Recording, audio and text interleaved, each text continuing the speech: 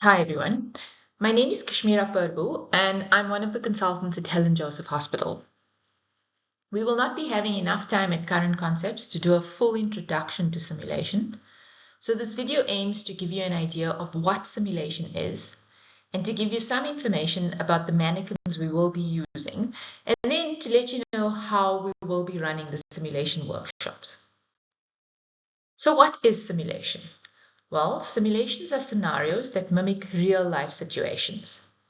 They allow for a safe and controlled environment to reenact stressful scenarios. Our aim is to reenact cases that may be rare, but that carry a high morbidity and mortality if they're not managed appropriately. It is very much a model of hands-on learning. We use high fidelity mannequins, and the mannequins are able to exhibit a variety of physiological changes in the cardiovascular, respiratory, neurological, and gastrointestinal systems.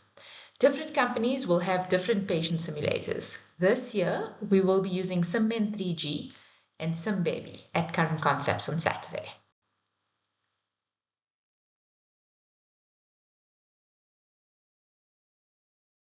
Just some basic rules to begin with. Please do not use any felt tip markers, ink pens, or other staining medications near the mannequin because the staining can be permanent. We request that you use gloves during the simulation scenarios and that all standard safety precautions be taken when using a defibrillator on the mannequin because we will be using live electricity. If you need to perform defibrillation, use the defibrillator plates or zap plates mounted on the mannequin's chest. Okay. We aim to create a safe space for learning. And to do this, we'll be utilizing principles from this article by Rudolph et al. We want you to feel like a valued team member. We need you to understand that it's a safe space to learn and grow, meaning that it's okay and safe to make mistakes, to ask questions, and to receive feedback. It's safe to contribute, so speak up and explain what you're thinking. Also note that it's safe to challenge the instructor and team members. We request that you enter into a fictional contract with us. Now we understand that simulation is a fictional construct and that there will be elements that are not realistic, but we do try to make this experience as realistic as possible. What we ask of you is that when you engage in the simulation, that you treat it as a real life situation and see the patient as a real patient. So we request that you attempt to immerse yourself into the scenario. We ask that you're mindful of confidentiality. Please don't discuss your colleague's performance outside of the case and debriefing. What happens in the sim stays in the sim. Everything done as part of our simulation workshop is done based on this principle from the Center for Medical Simulation from Harvard Medical School. And it essentially states that we believe that everyone participating in the simulation is intelligent, capable, cares about doing their best, and wants to improve. So I'm going to play you brief introductions to the two mannequins we will be using. We're first going to start with a video on SimMan 3G.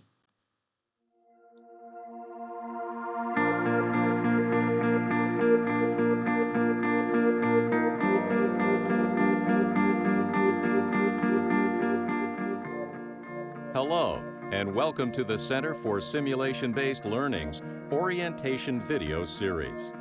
To make each learning opportunity as valuable and meaningful as possible, it is important that you understand the capabilities of your patient simulator, along with the expectations for your actions during a medical simulation.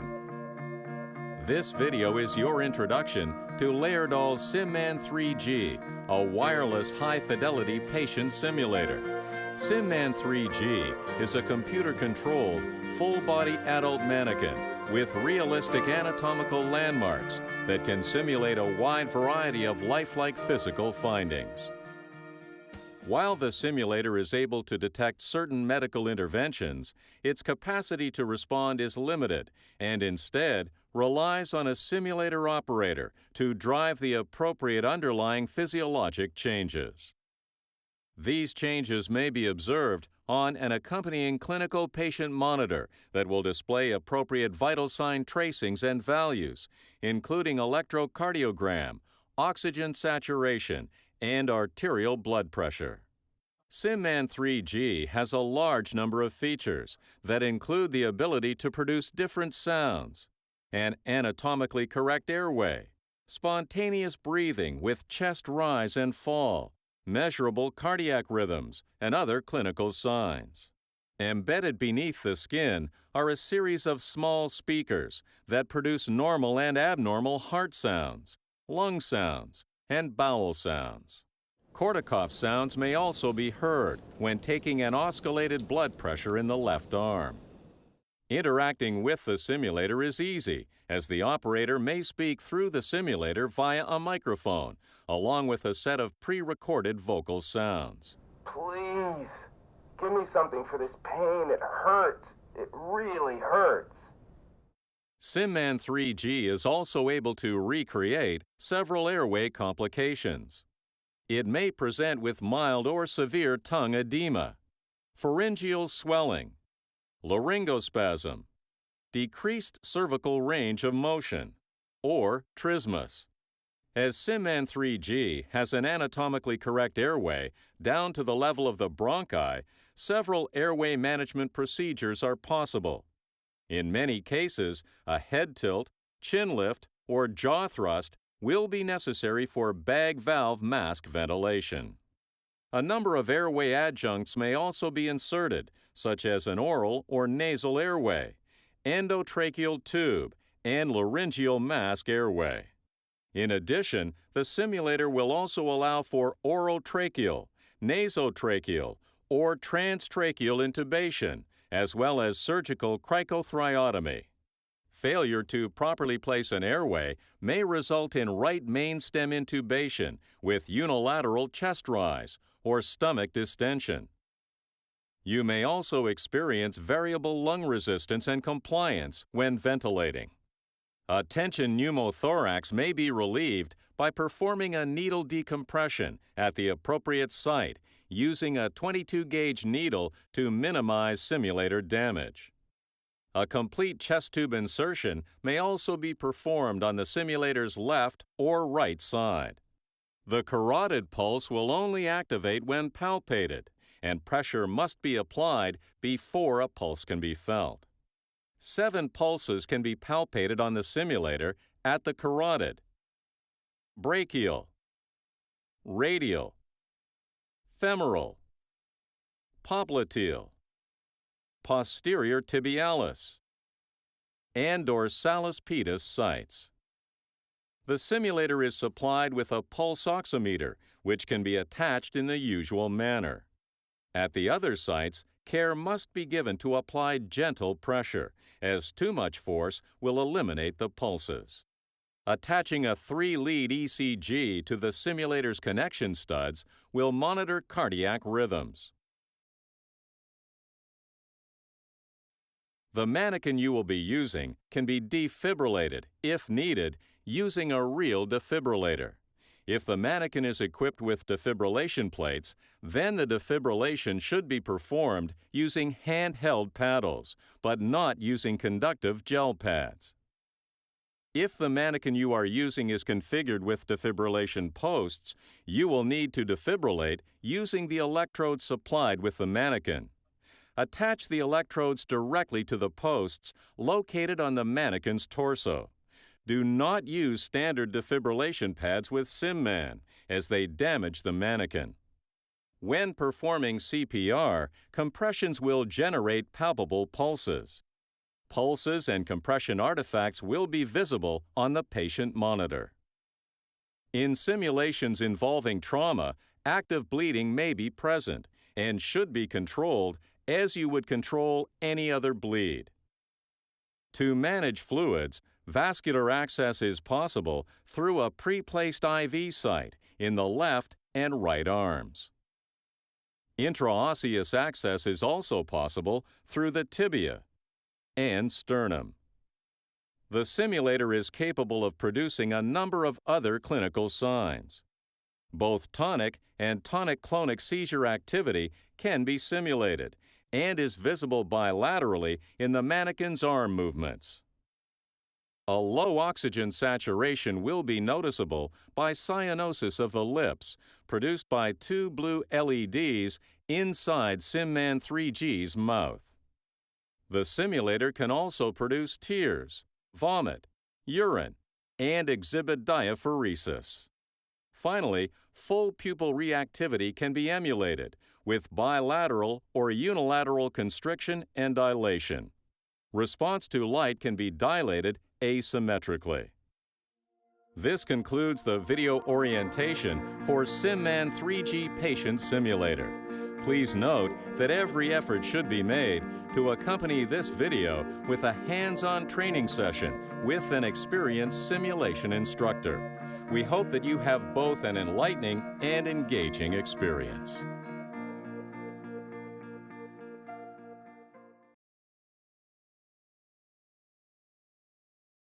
Okay, and now we're going to play a short video introducing SimBaby.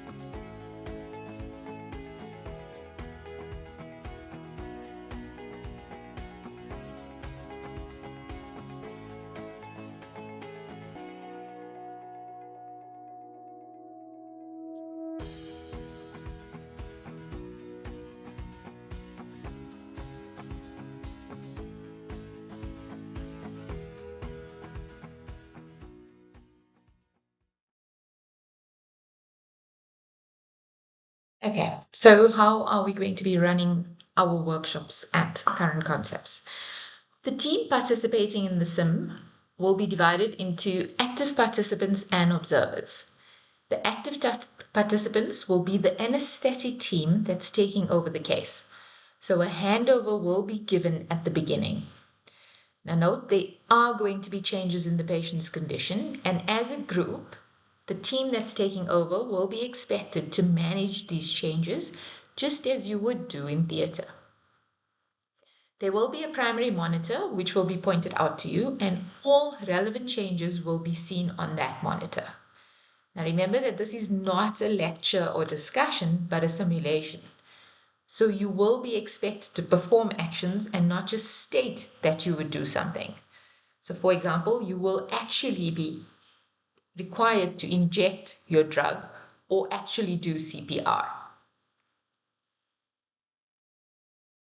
Okay, there will be other team members like a surgeon or an anesthetic sister who are embedded in the scenario, and they're there to assist and at times help guide your management.